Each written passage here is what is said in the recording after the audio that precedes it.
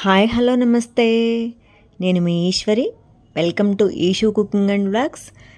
ఈరోజు మన వీడియోలో వరలక్ష్మి వ్రతం స్పెషల్గా 2 రకాల ప్రసాదం రెసిపీస్ చూపిస్తున్నానండి.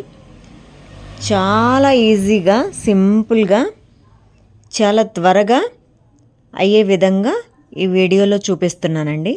ఒకసారి ఈ విధంగా ట్రై చేయండి. డెఫినెట్గా మీకు త్వరగా అయిపోతుంది అండ్ మీకు టైం కూడా సేవ్ అవుతుంది.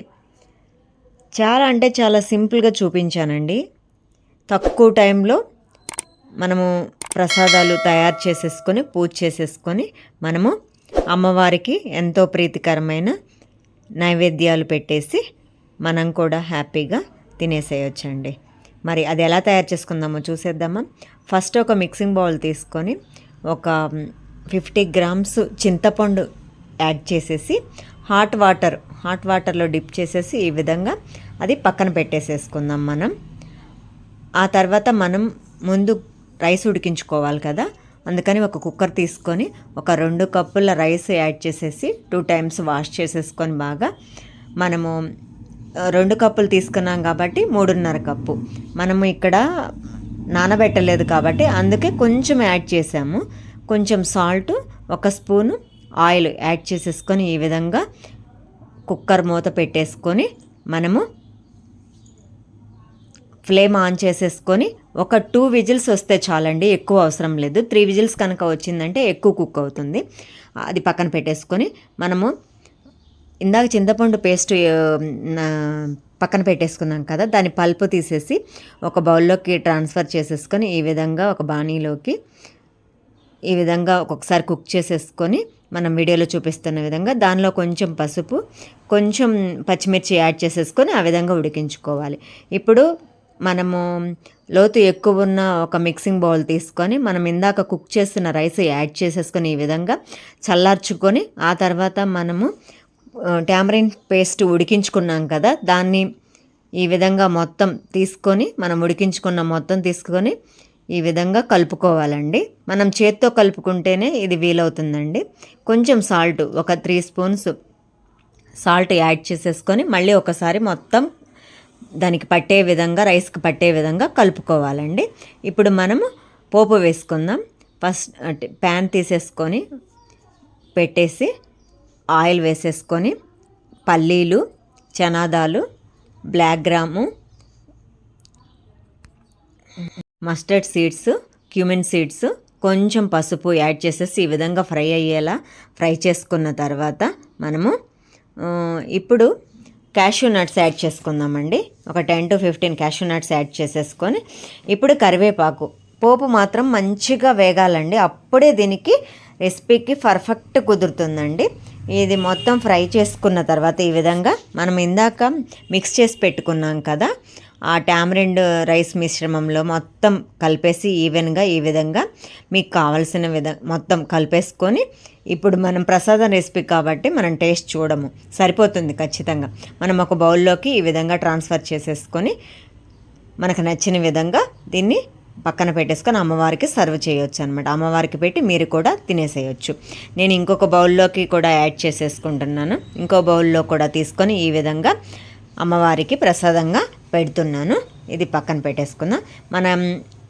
మన అమ్మవారికి పెట్టడానికి ప్రసాదం రెసిపీ పులిహోర రెడీ అండి. దీన్ని మనం పక్కన పెట్టేసుకొని ఆ తర్వాత ఇంకొక రెసిపీ చూద్దాము. ఇప్పుడు మనము ముందుగా 2 కప్పుల బ్లాక్ గ్రామ్ తీసుకొని ఈ విధంగా 2 సార్లు వాష్ చేసేసుకొని మనం ఇది ముందు రోజు నైట్ సోక్ చేసుకోవాలండి. ఈ విధంగా పక్కన పెట్టేసుకొని వాష్ చేసేసుకొని 8 అవర్స్ ఆర్ ఓవర్ నైట్. నేను పొట్టు మినపప్పు తీసుకున్నాను కాబట్టి కంపల్సరీ ఓవర్ నైట్ నానాలి. మీరు మినప గుళ్ళు తీసుకుంటే కనుక 6 అవర్స్ సరిపోతుంది. ఇదిగో ఓవర్ నైట్ తర్వాత 8 అవర్స్ తర్వాత బాగా అండి వాటిని వాష్ చేసేసుకొని మొత్తం పీల్ చేసేసుకొని ఆ పొట్టంతా తీసేసి ఇలా గ్రైండర్ తీసుకొని నేను మొత్తం గ్రైండర్లో వేసేసుకుంటున్నాను. మీకు గ్రైండర్ లేకపోతే మిక్సీలోనైనా సాల్ట్ యాడ్ చేసేసి ఈ విధంగా కొంచెం వాటర్ యాడ్ చేసేసుకుంటూ బాగా బ్యాటరు బాగా మెదిగే విధంగా ఈ విధంగా గ్రైండ్ చేసేసుకోండి వీడియోలో చూపిస్తున్న విధంగా. మీకు గ్రైండర్ అవసరం లేదు అనుకుంటే, గ్రైండర్ అవైలబుల్లో లేదనుకుంటే మిక్సీలో వేసుకోవచ్చు. అలాంటప్పుడు మీరు కొంచెం ఐస్ వాటర్ కానీ ఐస్ క్యూబ్స్ కానీ యాడ్ చేసేసి మిక్సీ పట్టేసుకుంటే మంచిగా వస్తుంది. మనం తీసుకున్న బ్యాటర్లో కొంచెం పచ్చిమిర్చి, కొంచెం కరివేపాకు, కొంచెం అల్లం ముక్కలు ఫైన్లీ చాప్ చేసినవి అన్నీ ఫైన్లీ చాప్ చేసేసి ఈ విధంగా వీడియోలో చూపిస్తున్న విధంగా మిక్స్ చేసేసుకొని ఒక బౌల్ తీసుకొని దానిలో వాటర్ యాడ్ చేసేసుకొని మనము ఫింగర్స్ డిప్ చేసేసుకొని ఈ విధంగా నేను హ్యాండ్ పైనే చేస్తానండి.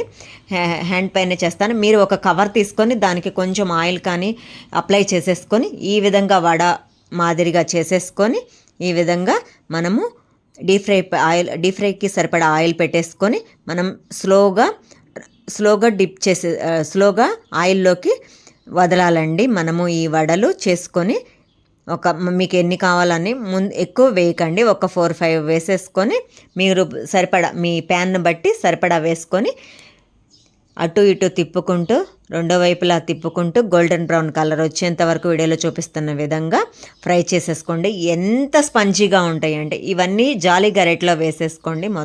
నేను మొత్తం జాలీ గరెట్లో వేసేసుకొని టిష్యూ పేపర్లో పెట్టేసుకుంటే మన ఎక్సెస్ ఆయిల్ మొత్తం రిమూవ్ అవుతుంది. ఎంత బాగున్నాయో చూడండి. చాలా అంటే చాలా స్పంజీగా ఉంటాయి. ఇదే ప్రాసెస్ రిపీట్ చేసేసుకోండి. మీకు ఎంత బ్యాటర్ ఉంటే అంత. ఎంత స్పంజీగా ఉంటాయి అంటే నోట్లో పెట్టుకుంటే అంత మెత్తగా ఉంటాయి. ఇదే మిక్సీలో కూడా వేసుకుంటే మెత్తగానే వస్తాయండి. కాకపోతే మీరు కొన్ని టిప్స్ పాటిస్తే ఖచ్చితంగా ఎగ్జాక్ట్ రెసిపీ వస్తుందండి. మనం చేసుకున్న వడలు మొత్తం ఈ విధంగా జాలీ గరిటలోకి తీసుకొని ఎక్సెస్ ఆయిల్ రిమూవ్ అయిన తర్వాత మనము వేరే బౌల్లోకి ట్రాన్స్ఫర్ చేసేసుకుందాం. ఇలా మనం అమ్మవారికి ప్రసాదంగా ఈ 2 రెసిపీస్ మనం తక్కువ టైంలో ఈజీగా చేసుకొని అమ్మవారికి నివేదించి మనం కూడా స్వీకరించవచ్చండి. నా రెసిపీస్ కనుక మీకు నచ్చినట్లయితే లైక్ చేయండి, షేర్ చేయండి, సబ్స్క్రైబ్ చేయండి. Thank you for watching. ఇంకా మీకేం రెసిపీస్ కావాలో కామెంట్ సెక్షన్లో షేర్ చేయండి. నేను డెఫినెట్గా ట్రై చేస్తాను. Okay, thank you.